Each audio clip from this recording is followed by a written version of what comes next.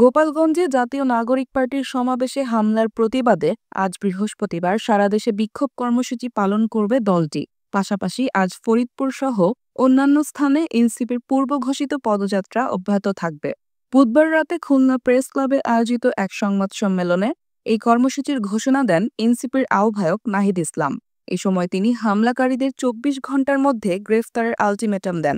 নাহিদ ইসলাম বলেন, জুলাই গণঅভ্যুত্থানের ১ বছর পূর্তিতে জাতীয় নাগরিক পার্টির উদ্যোগে ১ জুলাই থেকে আমাদের যে মাসব্যাপী কর্মসূচি ছিল দেশ গড়তে জুলাই পদযাত্রা, সেই কর্মসূচিতে আমরা দেশের প্রত্যেকটি জেলায় যাচ্ছি এবং সেখানে গিয়ে জুলাই গণঅভ্যুত্থানের বার্তা, এনসিপির প্রতিশ্রুতি এবং স্থানীয় মানুষের সমস্যার কথা শুনছি।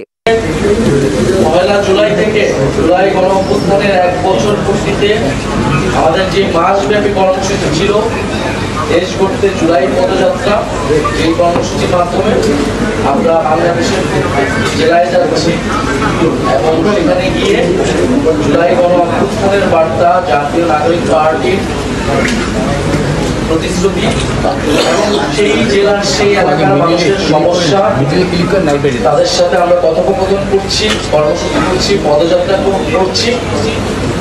সেই ধারাবাহিকতায় আজকে গোপালগঞ্জ জেলায় আমাদের কর্মসূচি ছিল, আমাদের এই পদযাত্রা এবং পথসভা ছিল।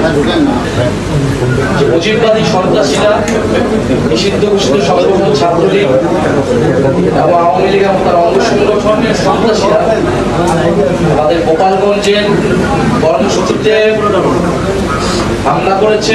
জাতীয় নাগরিক পার্টি এবং গণঅভ্যুত্থানের নেতৃবৃন্দদের হত্যার উদ্দেশ্যে তারা সেই কর্মসূচিতে জঙ্গি কায়দায় হামলা করে। তিনি আরো বলেন, আমাদের যাওয়া পথসভাটা ছিল মাদারীপুরে যাওয়ার ক্ষেত্রে সেখানে গোপালগঞ্জের ফ্যাসিস্ট আওয়ামী লীগের সন্ত্রাসীরা, মুজিববাদী সন্ত্রাসীরা হামলা চালায়, গুলিবর্ষণ করে, দেশীয় অস্ত্রশস্ত্র নিয়ে আমাদের গাড়িবহরে হামলা করে। নাহিদ বলেন, সেখানে যারা নিরাপত্তা বাহিনী ছিল, আইন শৃঙ্খলা বাহিনী এবং সেনাবাহিনী, তাদের উপরও হামলা চালায় এবং এক পর্যায়ে তাদের সহায়তায় আমরা সেখান থেকে খুলনায় চলে আসি। সেখানে যারা নিরাপত্তা বাহিনী ছিল, আইন শৃঙ্খলা বাহিনী এবং সেনাবাহিনী, তাদের উপরে হামলা চালায় এবং এক পর্যায়ে তাদের সহায়তায় আমরা সেখান থেকে খুলনায় চলে আসি এবং আমাদের। তিনি জানান, এই ঘটনার পর এনসিপির মাদারীপুর ও শরীয়তপুরের বুধবারের পথসভা স্থগিত করা হয়েছে।